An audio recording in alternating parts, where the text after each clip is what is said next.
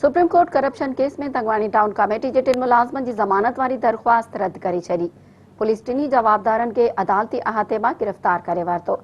Justice Umar Ata Bandial की सरबराही में 3 रुकनी bench corruption में मुलवस तंगवाणी टाउन के 3 मुलाजमन की जमानत वारी दरख्वास्त ते ॿुधणी कई।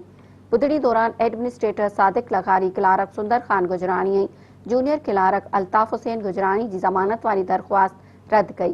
जंहिंखां पोइ पुलिस टिनी जवाबदारन के अदालती अहाते में गिरफ्तार कयो। अदालत जो सिंध हाई कोर्ट जवाबदारन की गिरफ्तारी जो हुकुम ॾिनो आहे। जवाबदार फरार थियल आहिनि, ज़मानत न ॾिनी वेंदी। ॿुधणी दौरान जवाबदारन के वकील शाह खावर चयो त हिते गिरफ्तारी न कराई वञे।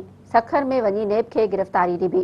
जंहिं जस्टिस उमर अता बंदियाल चयो त अहिड़नि माण्हुनि खे को बि रिलीफ फराहम न कयो वेंदो। यादि रहे त जवाबदारन ते टाउन कमेटी तंगवाणी में करोड़े रुपया करप्शन करे क़ौमी खज़ाने खे नुक़सान पहुचाइण जो इल्ज़ाम आहे।